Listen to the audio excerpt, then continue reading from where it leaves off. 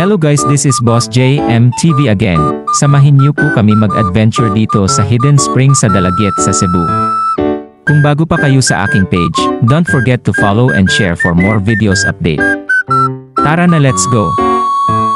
Bago kami pumunta sa Obong Spring, pinuntahan pala namin yun aming pinsan na taga rito sa Dalagiete para siya yun mag-tour guide sa amin. Sa gusto pumunta dito mag-commute ka, pwede kang sumakay ng bus sa Cebu South Bus Terminal na diretso sa Dalagiet. Pero kami nagmotor lang pang travel namin, malalaman mong malapit ka na once na dumaan ka sa Ocean Bay Beach Resort. Kapag nakita mo na ang taratula ng spring, diretso ka na lang. Pagpapasok mo meron sila entrance fee sa halaga 20 pesos each. Since nagmotor ako meron din entrance fee na 10 pesos. Sa mga nagkotse hindi ko alam if magkano. Once nakapasok ka na, kailangan niyo mag-travel pa kunting minuto para makapunta sa Obong Spring. Hindi naman masyado malayo. Kung maglakad ka 5 minutes lang pero since nakamotor ako around 1 or 2 minutes lang ang layo. Sa wakas nakarating na kami dito sa Obong Spring Resort. Sa nakikita ninyo hidden spring talaga dito kasi nakatago siya.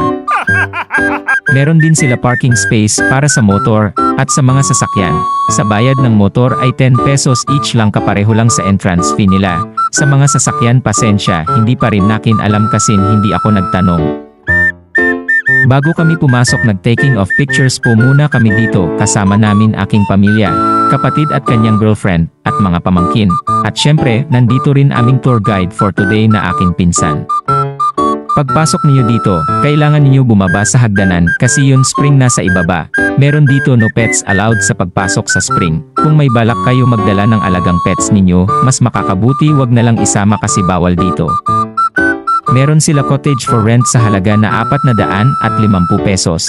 Sa nakikita nyo, para lang siya isang kubo na gawa sa nipa. Meron din sila table for rent sa halagang 400 pesos. At meron din sila mga cottage na gawa sa yero sa halagang 450 rin kaparehas lang sa kubo na gawa sa nipa.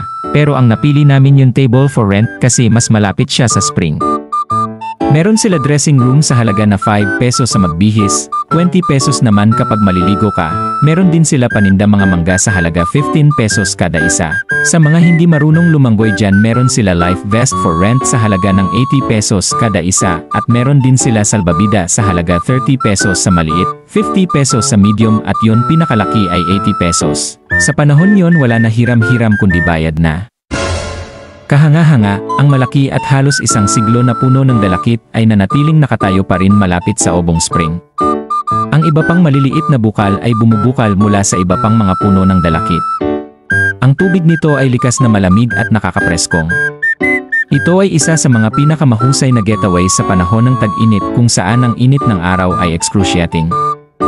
Ang bukal ay konektado rin sa karagatan, kaya asahan na tikman ang kaunting tubig na asin. Sa ibaba, may ilang mga puting buhangin na particle, at ilang mga moss, na ginagawang medyo komportable na maglakad sa paligid. May ilang floaters din sila na idadagdag sa enjoyment mo, habang lumalangoy ka. Ang enjoy ang aking little princess, kasi first time niya lumangoy sa spring, yun mga pamangkin naman ang saya nila lumangoy gamit ng salbabida. Naglaro rin kami pa train para dagdag saya. Hanggang dito na lang ang aking vlog, salamat sa inyo panonood. Share niyo naman aking mga videos para marami rin makaalam dito sa Obong Spring sa Dalagiete, Cebu at huwag ninyo rin kalimutan to follow sa aking page Boss JM TV para updated kayo sa aking susunod sa aking vlog. Thank you for watching.